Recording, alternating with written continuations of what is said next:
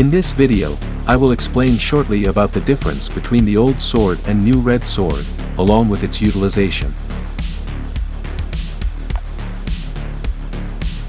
The new red sword has lifesteal as fixed fate bound, and extra dark damage as a fixed modifier.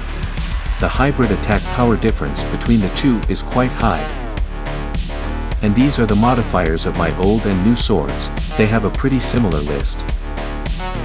Now, let's check out the damage difference between the two. The first one is by only using sword summon, without me hitting the scarecrow.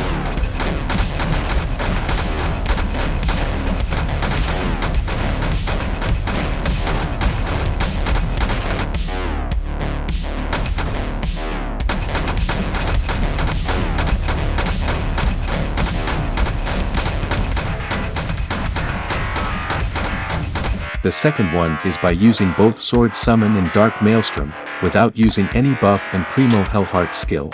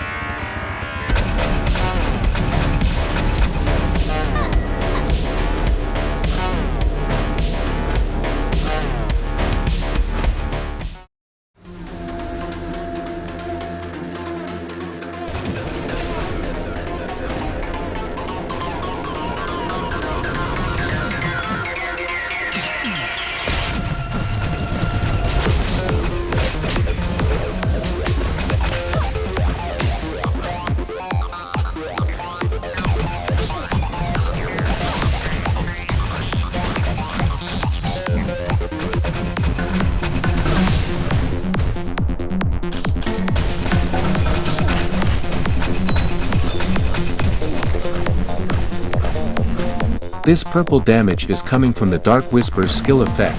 The procuring rate is much faster than normal bleedings. The downside is that the monster needs to be constantly hit by our weapon summon, so having a bigger sword and blowout fate bound will definitely be better.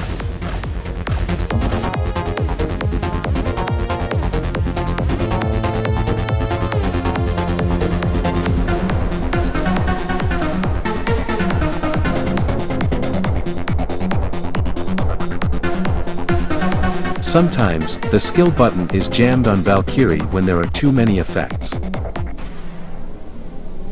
The chain is also won't come out if the parsing rate still 0. For the charge attack, it will detonate all the chains and gain a decent amount of health points.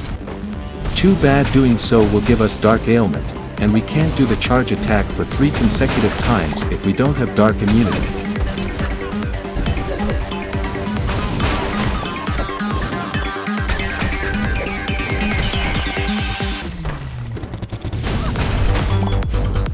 So, the conclusion is, Banaddur sword is slightly better in terms of damage, but losing out in terms of fate-bound slot due to fixed lifesteal on the weapon, which means we will sacrifice something in exchange for greater damage.